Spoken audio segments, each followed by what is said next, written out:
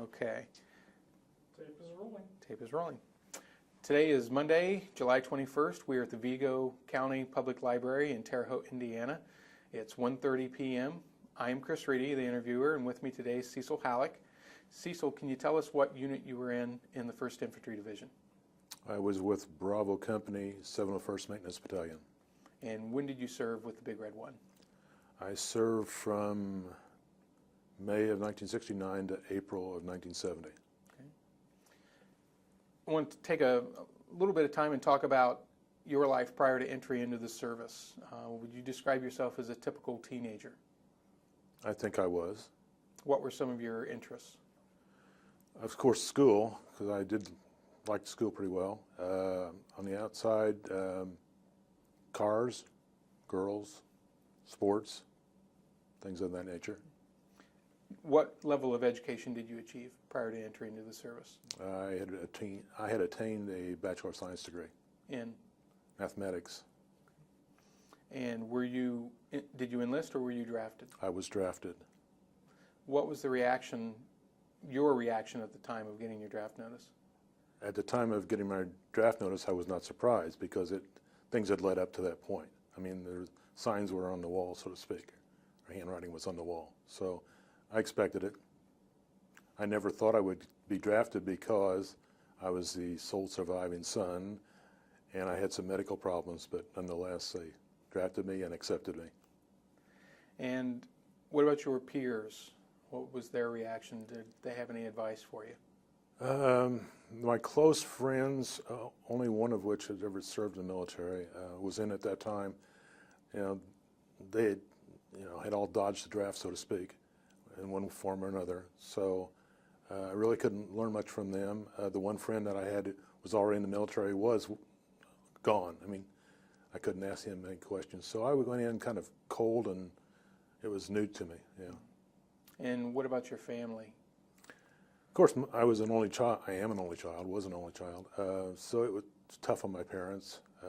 My father had served in World War II at the very last part, just for a short period of time. And, being an only child, I think my mother looked after me closer than most kids. So it was tough on them. And they were older, too. And your father, having been in the service, did he have any words of wisdom for you? He did not, no. I went almost into the military blindly. Where did you go for your basic training? I went to Fort Campbell, Kentucky. And what time of year was that? It was in November of 1968 until, I think, February of 69. Cold. What was your experience with basic training? Lost some weight. Learned to work as a unit. Learned that the unit would be reprimanded even if one person messed up. Didn't care for that too much, but being an only child, I had my own set of values, so to speak.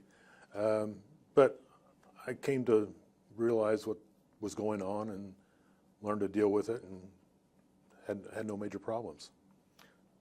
As you went through basic training and were called upon to do things you hadn't done before, was there anything that surprised you about yourself? No, not really. I shooting a weapon, I'd done that before. Running, stuff like that, I'd done before, but I don't think I've ever taken a PT test before in my life. In the rain. Yes.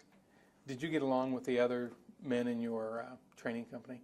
Pretty well, yes. And they were mostly Midwesterners. Indiana, Wisconsin, I remember. And we get along relatively well. A few people I knew in my basic training company from Terre Haute. A couple, at least one classmate, and then I made another friend from Terre Haute here. So it was okay. It was good. So you had some kind of common bond with them. Right. After basic training, where did you go? I went from Fort Campbell to Fort Lee, Virginia for quartermaster school. Talk to me about quartermaster school. What sort of things did you learn there? We learned my MOS, which was stock control and accounting specialist, learning accounting records for materials and supplies mostly. Did that come easy to you? Sure, yeah, it was very basic. And you had a background in mathematics. Right. Is that something you requested to go to quartermaster school, or did they see that as one of your strengths and put you there? No, when they asked me what I wanted to do in the military, I said I wanted to work with computers. Okay, I got the exact course for you. So I thought, okay, I signed on the bottom line.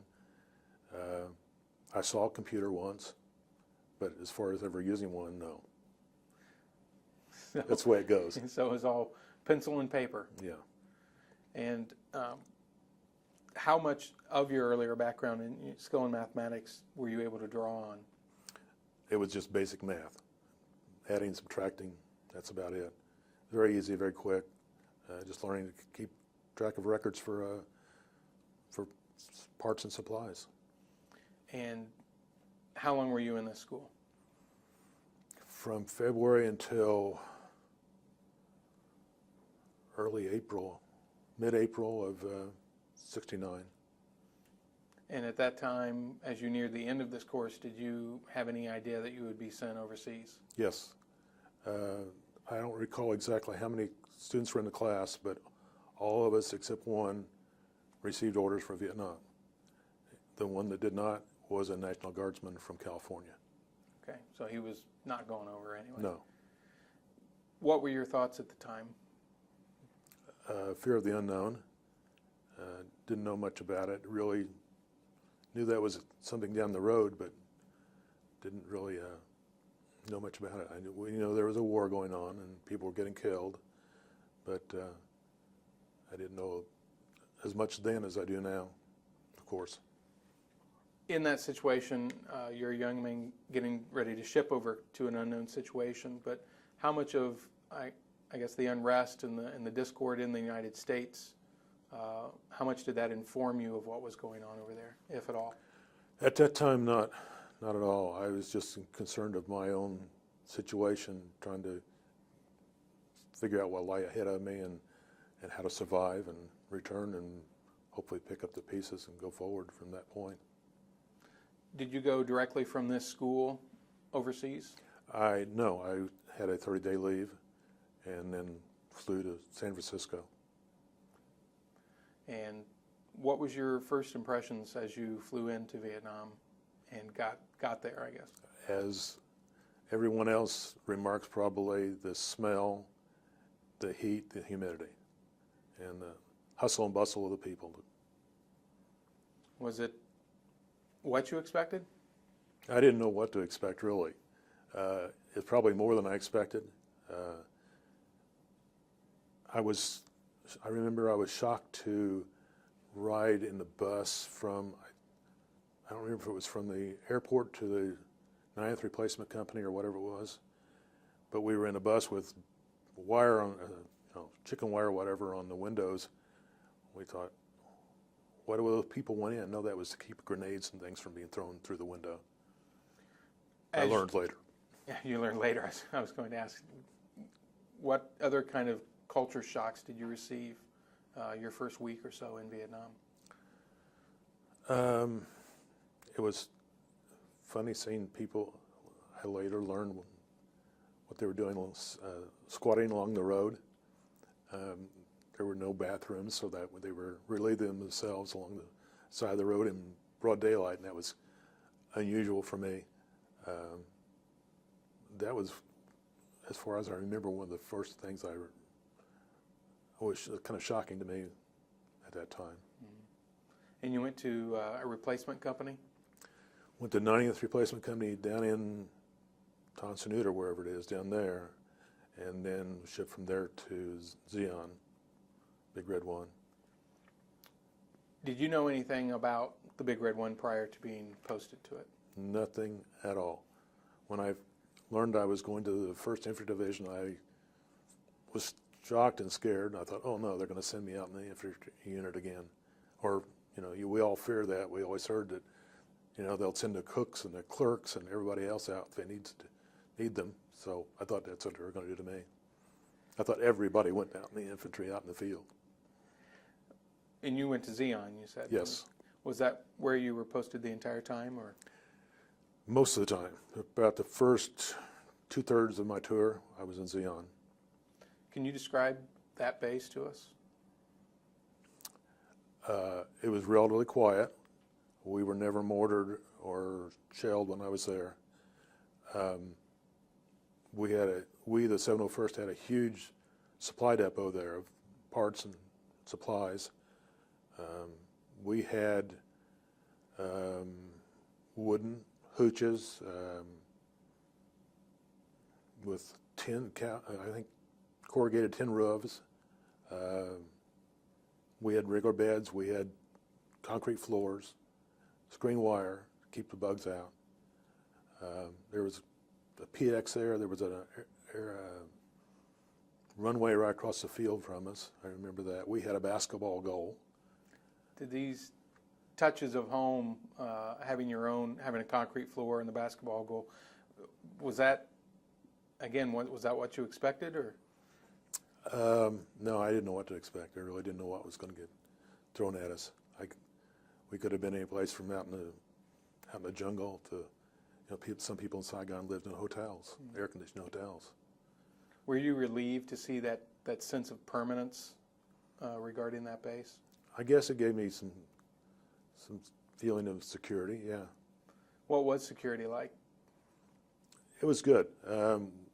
We didn't have any problems all the time I was at Zion. No attacks, nothing like that. Did you have any guard duty or stand to that you had to do yourself? Oh yes, we had guard duty. I don't remember how many days, like 4 or 5 days off, and then one night on. And that was the first time I was at Zion, and then we went away to Dachiang, our company did, and when it stood down, I came back to headquarters in Company A of 701st, and during that time I was on guard duty every night, as well as pulling a normal workload during the day. They treated us well. So, with that kind of schedule, was fatigue an issue? Oh, sure.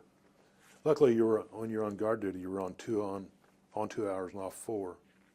So you got some sleep if there was nothing happening, or if you had nothing else you had to do, or if there's some creature didn't walk over your face and make you raise straight up out of your sleep.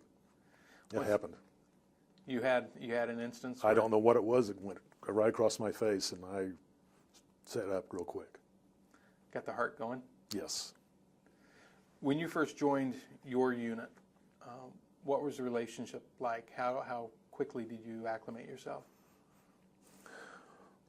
It probably took a little while. One thing I remember is that there was not room in my platoon's hooch for me when I first got there. So I was in another hooch for a while.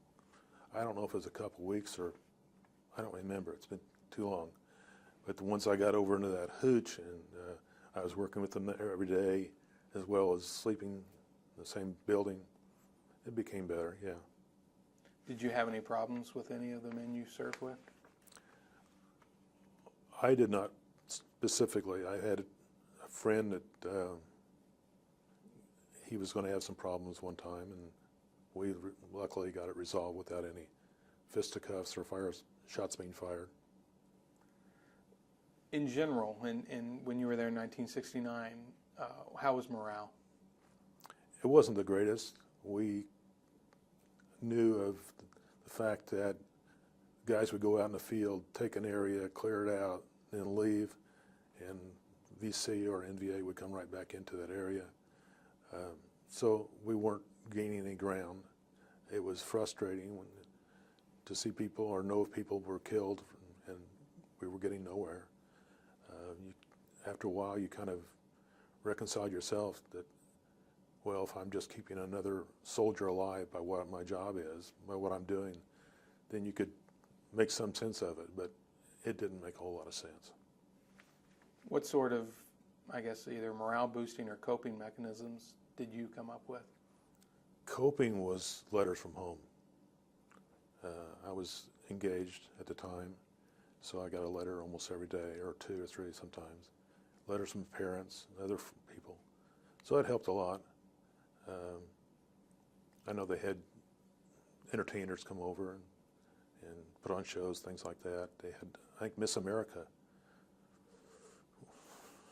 I don't remember her name, but she was in the Big Red One area for a while.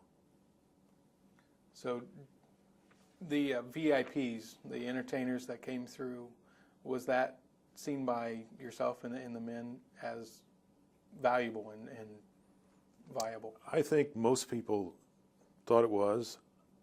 I personally didn't, because I thought we had a job to do there, and we were supposed to be trying to win a war and get out, free to be, we're supposed to free those people from communism.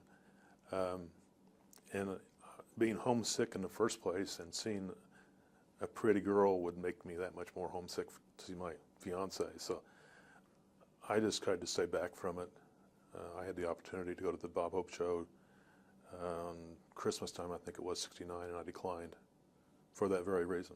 I just wanted to focus on my job the way it was and not be distracted. What was your job when you were over there? I had several.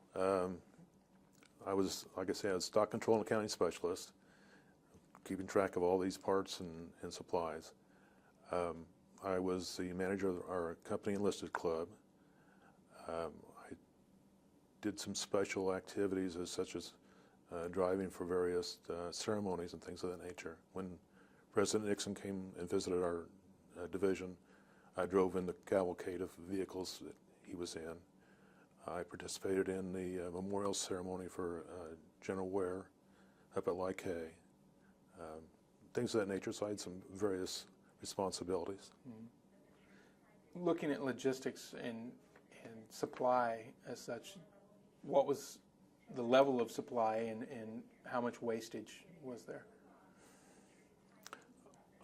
We didn't really see the waste because we were, we would bring the parts in and then disperse them out to the units. We had a rifle company, a rifle platoon, weapons platoon, which repaired weapons. We had a radio platoon, signal platoon that repaired radios. We had engineers. I was in tech supply, and I think there was a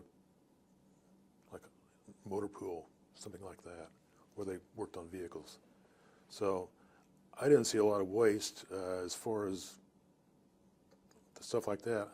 It was rumored one time that there was a VTR, which is a vehicle common track recovery, buried someplace in our compound, or in our area, because we were only allowed one, and at some time we had two. And this is a huge tank with a big boom on it that was used to pull out other tanks, disabled tanks, and tow them back in. It's like a gigantic wrecker, but it was a tracked vehicle. So I can't say that it was there or not, but it was rumored to be there. What about black market? Did you have to take any special precautions to kind of secure your area in the supplies? Not in general, no. There wasn't that much demand for a little, maybe a tire or some kind of bolt for a spindle on a deuce and a half, or things of that nature. If we didn't have the whole weapon, we didn't have the whole vehicle, so I didn't see that much abuse as far as misappropriation of supplies. It's kind of the fable of military units that usually within each unit there's a scrounger, the king of scroungers, who can find anything. Did you come into contact with any of these somewhat legendary figures? Not specifically. I know that I believe our first sergeant was good at that at one time.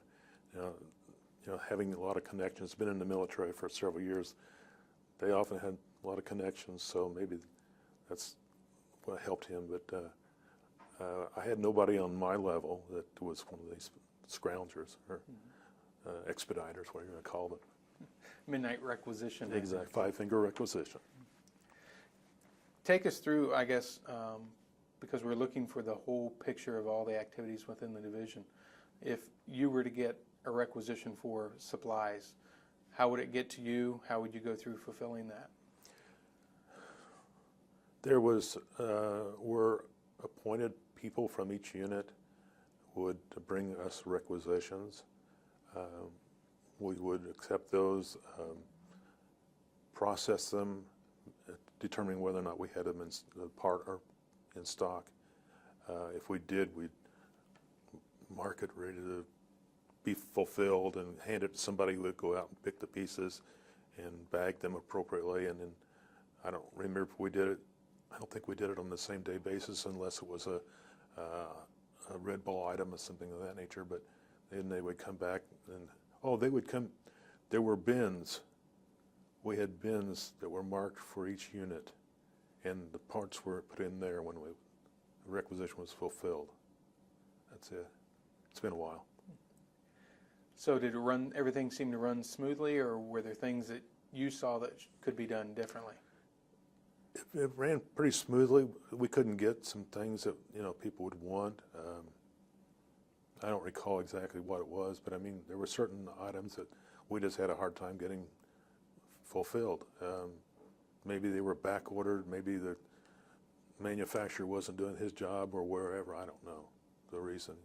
It could have been bogged down in Benoit or Long Bend or someplace, some big supply depot as well. By and large, despite these kind of bottlenecks here and there, were you reasonably well supplied? I think so.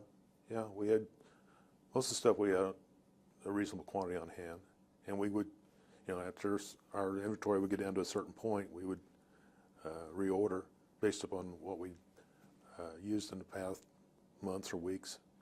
So there was a constant ingoing and outgoing of supplies and stock. Was there any particular item, or like say for the infantry unit or one of the units that you serviced, that was always going out the door? This is funny. It was a constant velocity joint boot for a deuce and a half, because the deuce and a half four-wheel drive, and they take the abuse, and then those seals would rip and tear, and if you don't keep those lubed, those constant velocity joints lubed, they go out, and your vehicle's down. I can remember those being on back order, and would come in, and as soon as we get in, they'd go out. More on back order, out. So something small like that. Well, we're in mechanized army, I guess. Yes. I guess it makes sense that would be one of the higher ticket items. And the roads over there were not super highways, so vehicles took a lot of abuse. Did you have an occasion when you were Xeon to travel into the surrounding countryside? I did one time. I went out on what's called a contact team. The armament platoon went out to a fire support base to do something. I don't recall what now, but I got to go with them and spent the night out on a fire support base. And if I remember correctly, it was called Normandy 3. But I can't swear to that, but I think that's the name of it. What was that experience like? It was a little different. Yeah, a much smaller area, ingoing or outgoing rounds, oftentimes during the night, and shake you awake. And so it was a little different, a little more on edge there than I had been at Xeon. Did fear or curiosity, which was a stronger emotion? Probably fear at that time. Did you get a chance to talk to any of the artillerymen or infantrymen that were in the base? Not really, no. We kept busy with the jobs we had to do, trying to get their weapons repaired and going. So no, I didn't. I just kept with our group and did what we had to do and get the job done. When you went out on this contact team to that fire support base, did you drive in a truck or were you helicoptered? We were driven, or I think I rode in a Jeep, if I remember right. It's been a while, but yeah, I think I did. I know I did not go on a helicopter. And I know during some of the periods of clearing out the highway, the brush away from the highway, that was one of the concerns, to get rid of ambush points. But were you still concerned as you drove? Oh, sure. Yeah. Some of the roads had foliage right up to the road. I remember, based upon photos that I took of that trip, that there was not that much foliage right along the road. It was more open, like grazeland. And I remember seeing water buffalo or cattle or something along the road grazing. So it wasn't as bad as, say, north of Zion, where you've had the forest right out to the road, jungle. You talked about a little bit about the water buffalo and the countryside. Was it, subtract the war from the situation, was the country beautiful? Yeah, it was very beautiful, and I remember the skies being so large. Like I hear that Montana is the big sky country. You see forever. And that's sort of the way Vietnam was, I thought, especially in the area we were, where it was fairly flat where we were. And big clouds roll in and storms and rain, but it was neat. Were you there during a monsoon period? Yes. And what's any special precautions, or you just? No, we were lucky in being in a building that was permanent. It wasn't too bad. I remember we had a bunker right outside our hooch, and after one of these rains, it was completely full of water, and guys were going in one to the bunker and swimming to the other end. Did you do that? No, I didn't think that was the smartest thing to do. I've got a picture someplace of the basketball court or goal that was behind our hooch in dry weather, and I've got another picture of it underwater. So yeah, it can rain a lot quickly. What other types of environmental, I guess, adjustments did you have to make? You talked about the heat. Heat and the sun. I'm fairly fair-skinned and burn easily, so it took a while to build up sort of a base. Everybody that had been there for a while was as brown as they could be, and from the waist up at least. And I was a white guy. I was pale white. So it took me a while to do that. The heat, just learned to drink a lot. Luckily, we had facilities that we could go get sodas, or we kept sodas in the refrigerator in our hooches, and it's also in where we worked. So it wasn't too bad. We had fans. We had ceiling fans in the hooches. So although it wasn't air conditioning, it was better than nothing. I want to talk a little bit, if I can, about some of the men you worked with and served with directly. Of the enlisted guys, how did you get along? I got along pretty well, especially the guys in our platoon. We became fairly close. We had a guy from Guam, we had a guy from Puerto Rico, we had whites, we had blacks. It worked out okay. We were all pulling together. There was never any racial tension?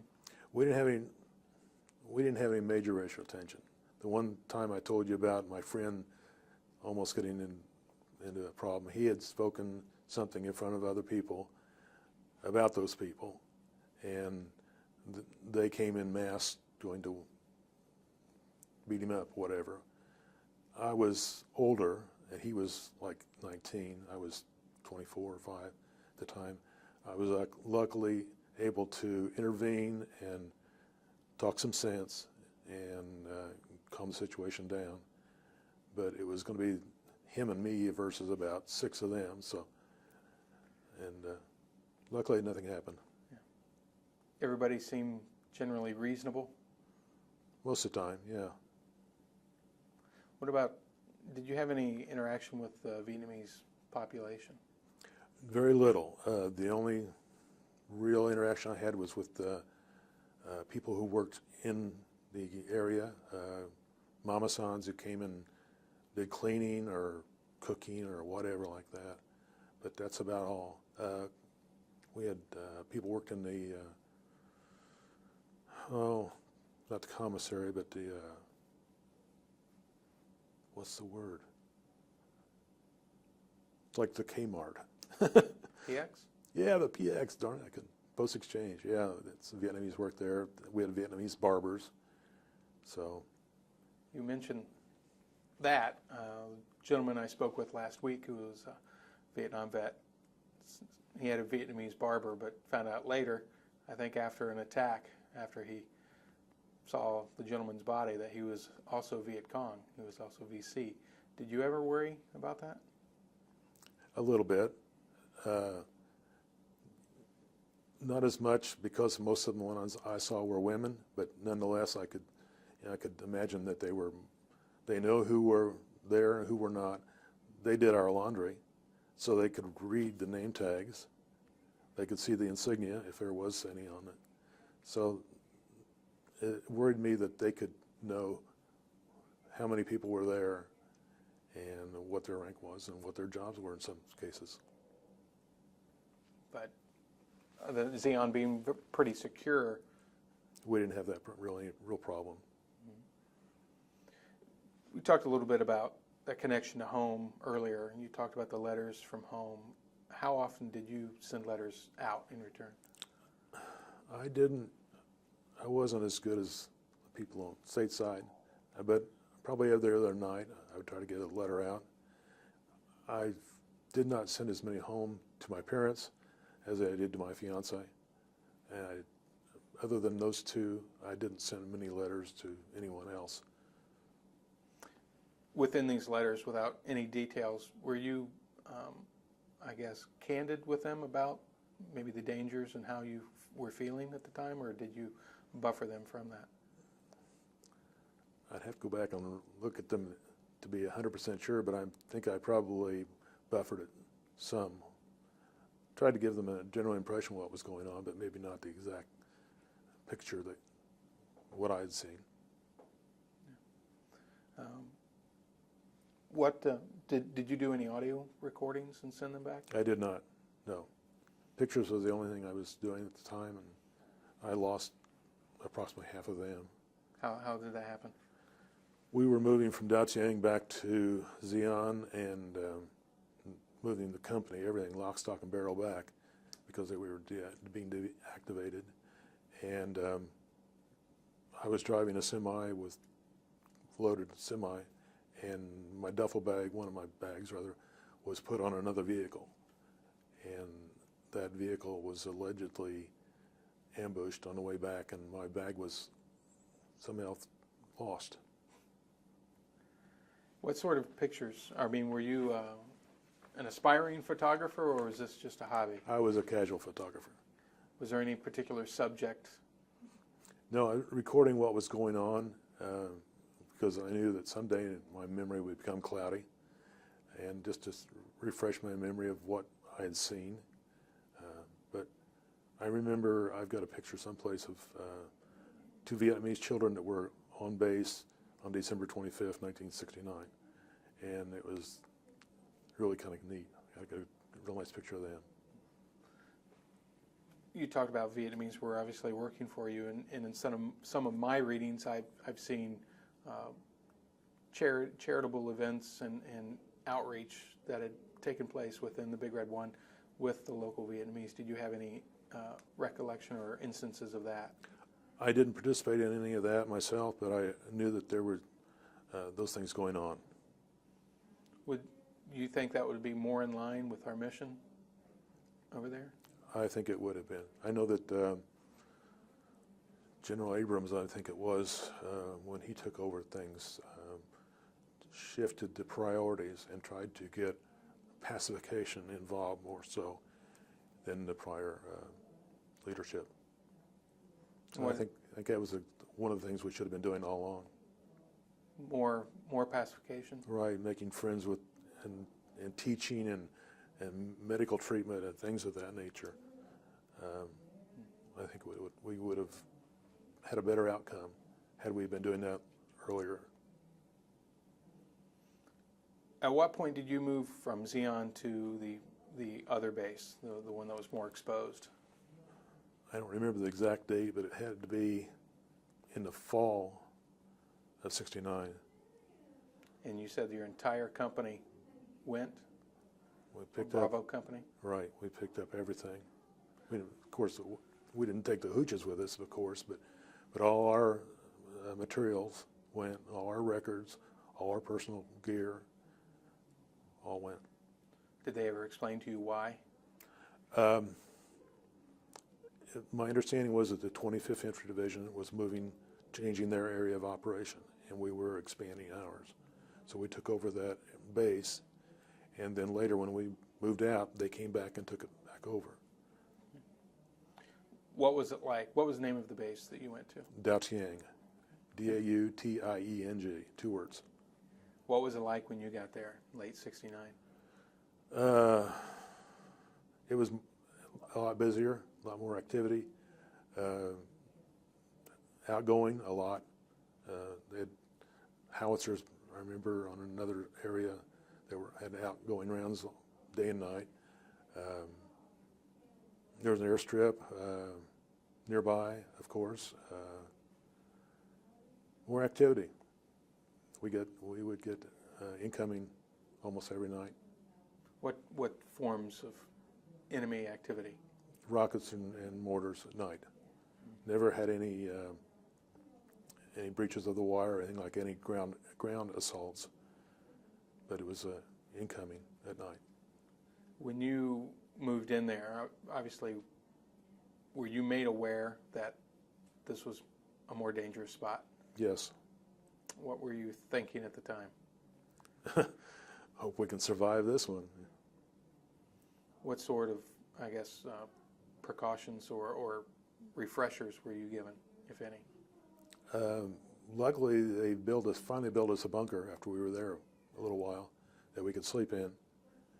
And other than that, you just learn to be alert and listen for things and know whether or not they were incoming or outgoing. Would you have any advanced warning of enemy incoming? Not usually, but they weren't known for their accuracy. So the first one would land usually halfway across the base, and then it did different. It wasn't really a planned attack where they would move from one position to the next, to the next, to the next until they bracketed it in and hit their target. It was more harassment, I guess, fire. And this was at night, generally? Only one time did I remember it in the daytime, and that was on a Sunday. I was coming back, a friend of mine and I were coming back from the enlisted club. We cleaned up because we didn't want to do it the night before, it was so late, and something went over our heads and it sounded like a jet plane. I looked up and there was nothing up there, and it was so fast. I said, I've never heard a jet plane like that before. And all of a sudden, kaboom. Well, he was about 5'8" and 180 pounds. I was 5'11", 165. He outran me to the bunker. How close was it? 50 yards or so. And you didn't sleep, or did you sleep in the bunker the whole time, or did you have No, separate we slept in the bunker part of the time. Just whenever it was incoming. We'd normally sleep up it was an old French villa building of some kind. We'd sleep in there, and we'd get incoming, we'd go down in the bunker. The one Puerto Rican I mentioned earlier would drink himself to sleep most every night, and we'd get down to the bunker and we'd count noses, and he wouldn't be with us, so one or two of us would go upstairs, pick him up out of his bed, carry him down in the bunker. Luckily, he was small. Did you have to do that yourself? Once or twice, yes. Were you ever, I guess, tempted, or did you ever pull him aside and tell him, hey, you're putting others in danger? No, we just dealt with it as we needed to. Do you think that was his best method of coping? Yeah, I think so. The other ways men escaped their situation, if they could while they were there, drugs and the like, did you ever see any of that activity? I saw marijuana being smoked. I saw men carrying marijuana in plastic bags through their belt loop. How common was that? In my unit, probably it wasn't that common. Maybe 10% maybe, 10 to 25. I think with the units were out in the field, had more stress to cope with. I could understand whether it would be more prevalent among them. But on the other hand, you got to be alert out in the field, more so than when you're in the base camp. So I had a fine line there. How long were you at Yaotang? Probably around 3 to 4 months. And you were subjected to rocket and mortar fire every week, almost every night. Did your kind of awareness of that dull of it at any point? No, not really. No, you're always aware and alert and things. It never seemed to go away, so you had to stay alert and felt like you needed to survive. When these attacks would come in, now hindsight, you knew that, looking at it now, that there were no ground attacks coming, but was that also a fear that you could be overrun? Sure, there was always that possibility. We didn't know what was going on. We'd hear the rounds landing, and sometimes we'd hear outgoing fire, probably just for harassment, in probably a general vicinity of where they thought the round had been launched from. So you just listened, and if there was some kind of activity, you become aware of that, and if you were needed, then somebody would probably, your commanding officer or somebody would let us know that, okay, get your gear on, get your weapons ready, head out such and such an area. When you went into the bunkers, did you ever have to prepare yourself, get your rifle out, or any of that? No, that was mainly just a defensive mechanism from the aerial attack. And when you were in Vietnam, did they have a rifle range or anything of that nature where you could refresh yourself with that? Yes, there was one at Zion, right outside of Zion. In fact, when our company took over guarding the east gate at Zion, we had to learn how to fire the 90mm recoilless rifle, and we had to go out to the firing range and become familiarized with it. So we all went out there and fired it. I missed the target.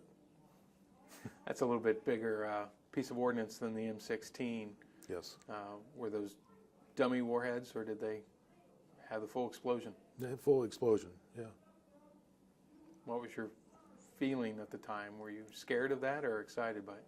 I was kind of excited. It was neat seeing that thing go down range and explode. Only bad part about that whole exercise was that I damaged my hearing during that time, but I can sit here and talk to you without an aid of a hearing aid. Now, when you were put on that guard duty, guarding that east gate, and with the recoilless rifle,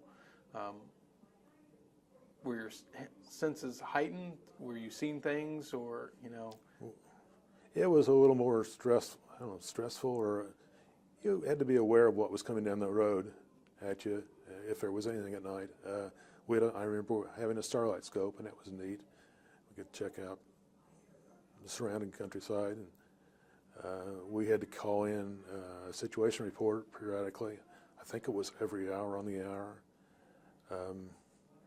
Whereas in a normal bunker along the perimeter, you didn't have that. You wouldn't have to call a sit report in. Did you ever have anyone, not enemy necessarily, but did you ever have anyone approach the gate while you were on guard duty? No, I don't recall that. I remember seeing people out there, but they didn't approach. I don't remember anybody approaching the gate itself. Okay. No. When it was announced you were going to come back to Zion, what were your feelings? Well, it was a relief, but then again, it was kind of the unknown. What are we going to be doing back there? And we'd been told that we were standing down. They were going to dissolve the unit. Are people going home? Are we going to be transferred to other units? We didn't know. So it was an unsettling situation. You were well into your tour by then If the unit had disbanded, did you think you were going to be assigned to another unit? I did. I didn't think I was coming home, and I did get to come home early for that very reason. Where did you arrive when you came home?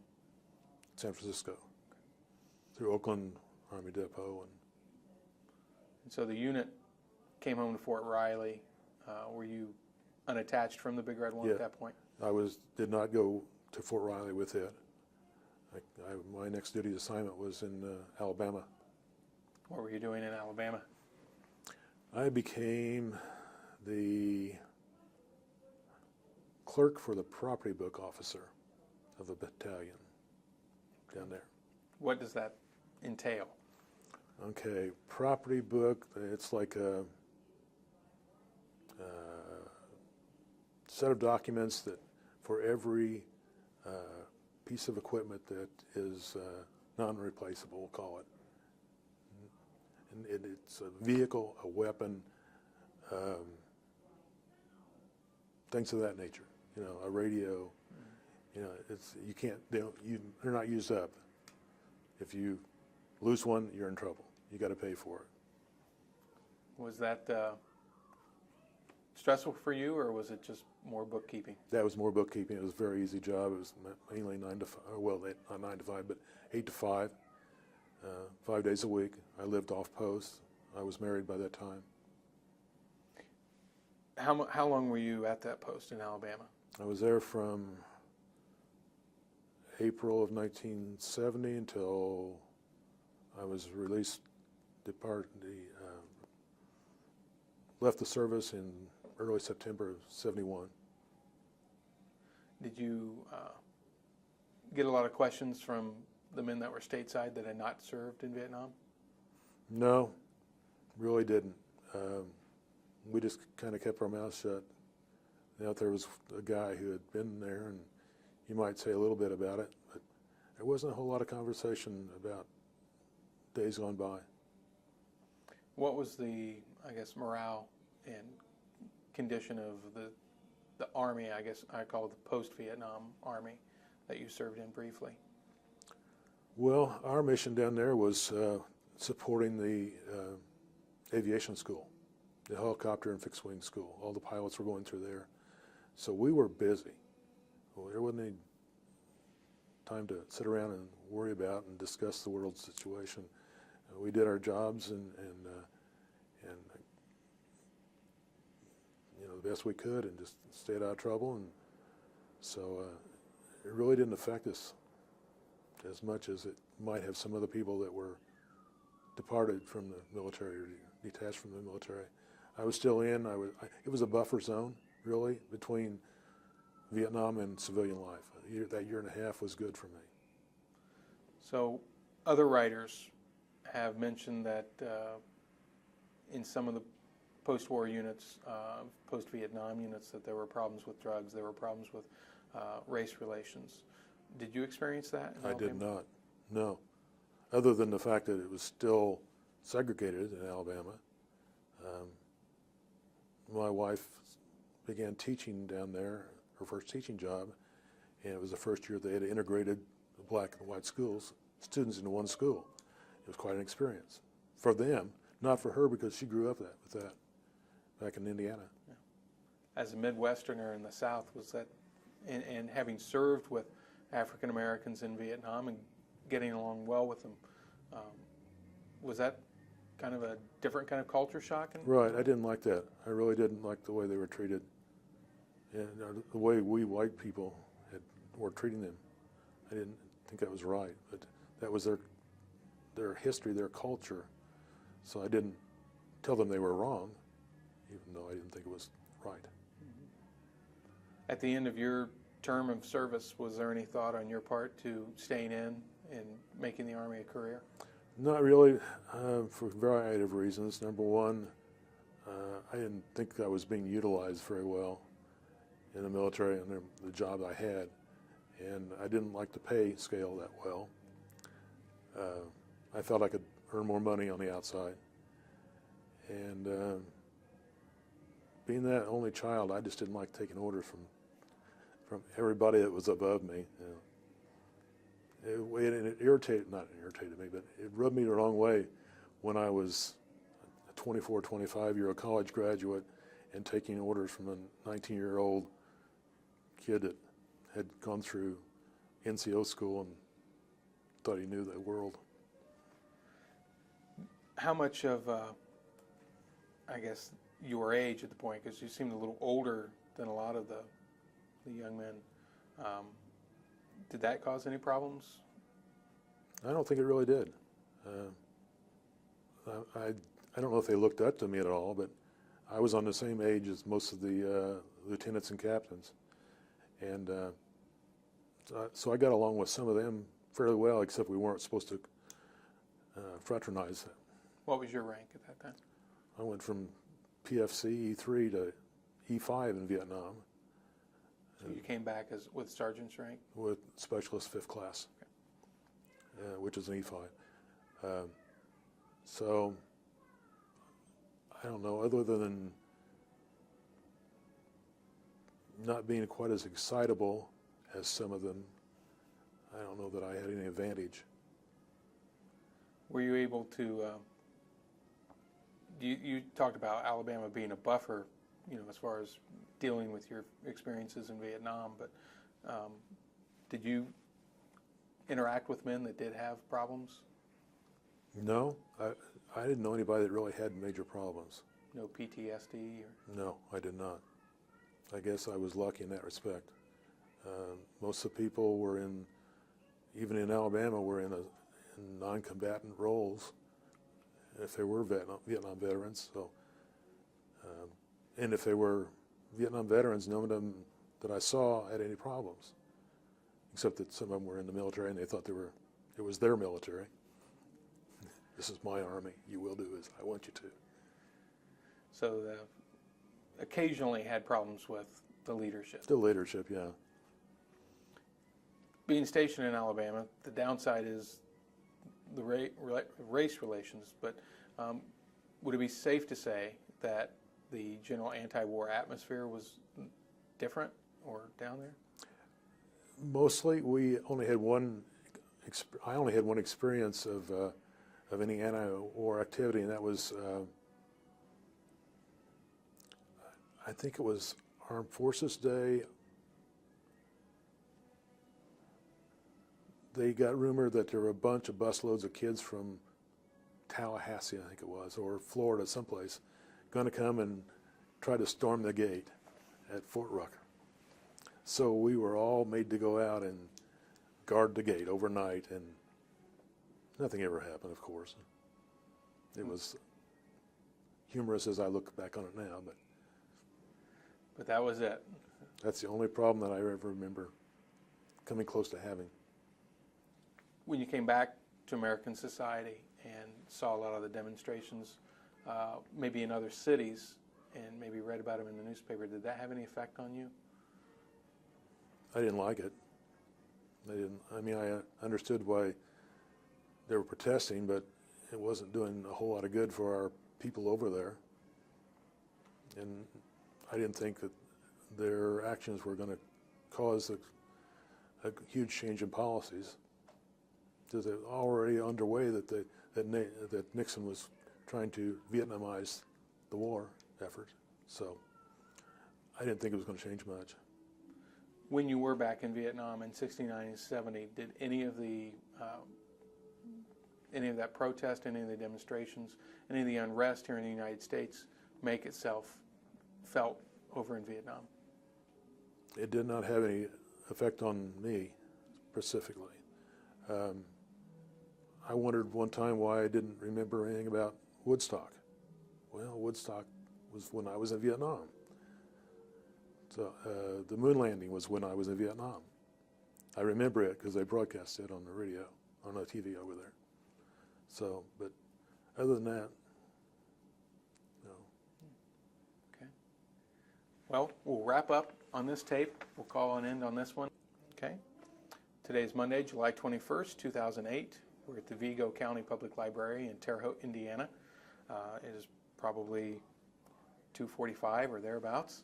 My name is Chris Reedy. I'm the interviewer, and with me today is Cecil Hallock.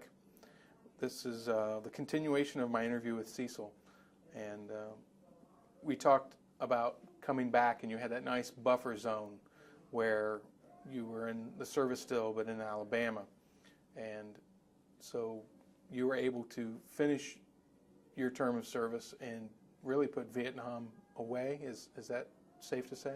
That is just accurate, yes.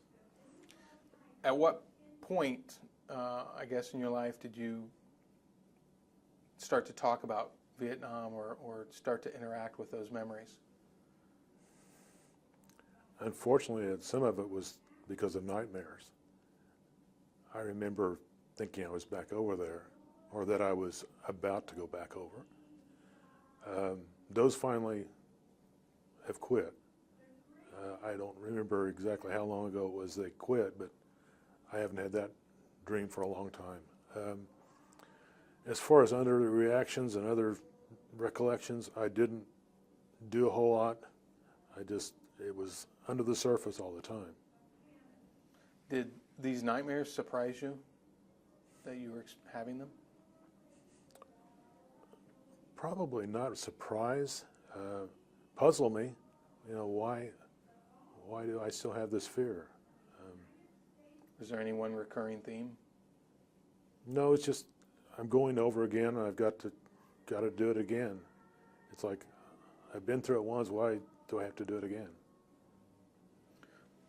When in 1990, when America geared for war again to go over and battle Saddam Hussein in the first Gulf War, what was your reaction to American society getting behind the war effort? It was a good thing to see. I thought we were unifying the country again, and we'd been torn apart for so long for various reasons: assassinations, a war, unpopular war, and an impeachment. A lot of things that happened in our recent past that it unsettled our nation, I thought.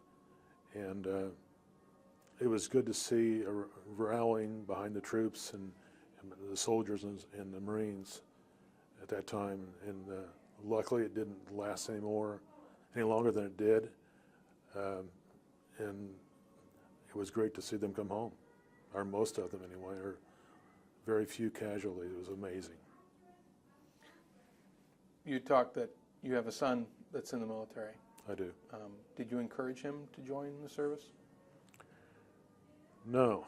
He has been interested in the military from the time he was a little kid. He would dress up and play Army with the neighborhood kids, and I don't know where he got it. I think it was from my parents, who took care of him and his brother when they were small, showing those two boys pictures of me that I had sent back from Vietnam or wherever. That's the only thing I can give any reason to it. But I did tell him that if he was going to go in the military, he was going to do it the right way. He was going to be the best he could and get all the education. And I had not been given some of those opportunities, I didn't think, when I was in the military. So I want to see that he had every opportunity to be the best he could. When you found out that he was going into the service, aside from that advice, did you did you tell him no, or what other words of advice? No, I encouraged him. I tried to tell him everything I knew, from what little I remembered. But I tried to share with him everything I thought he might need to give him a quote-unquote head start, a leg up, to understand better what the job he would have to do in the future. Is there obviously the military is its own culture, has its own kind of society, as it will. Your experience in the military is a little more focused. You were a member of the First Infantry Division. At the time, you were surprised to be posted to the Big Red One. Did you know much about the unit then? I knew nothing about the unit. First Infantry Division, it was the infantry division, that's all I knew. Afterwards, when did you start to learn about the unit itself? Not until years later. I really wasn't interested. I swept it all under the carpet for so many years. And I don't know, I began wanting to understand what other people did in Vietnam. I have read a lot of books and just trying to understand what their stories were versus my story. Because I was not in combat. I did my job day after day and came home with no major battle scars.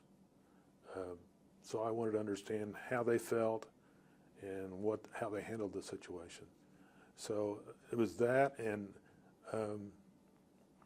then just it kind of expanded. Learned a little bit about the division.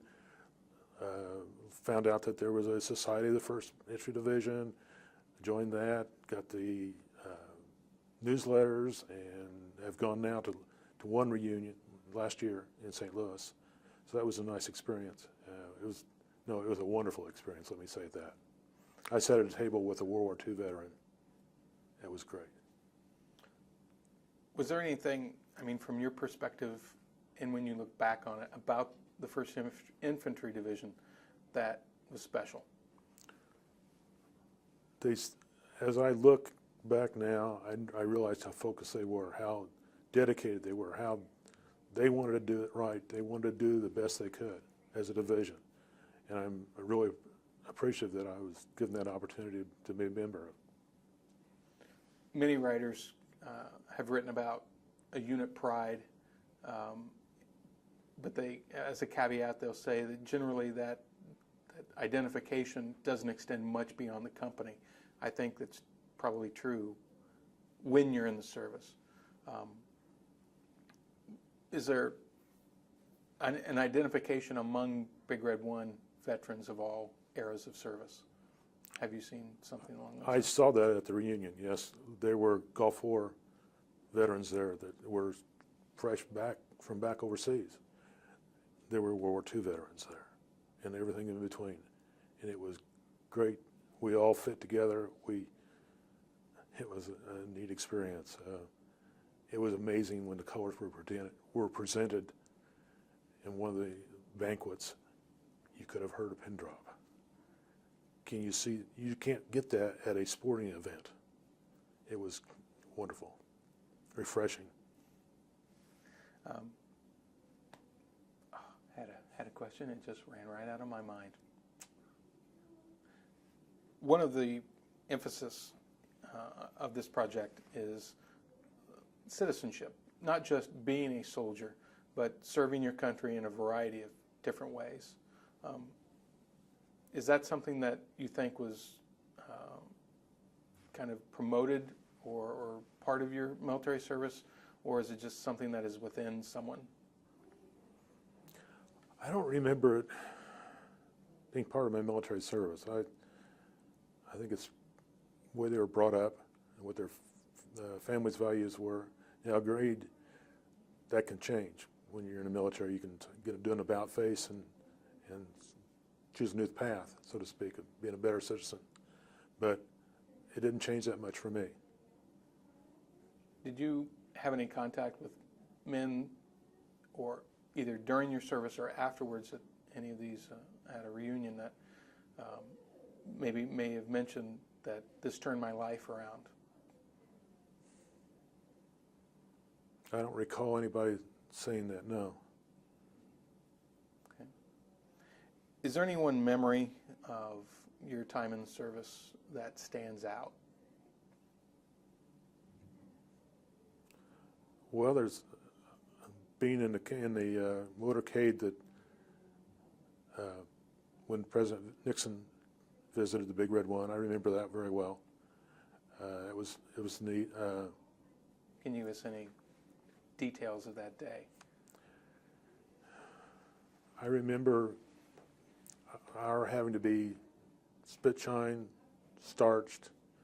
I remember that our Jeeps or vehicles were sparkling clean. I remember they made seat covers out of Army towels, OD towels, sewed the Big Red One patch on so it would show up on the back of each seat.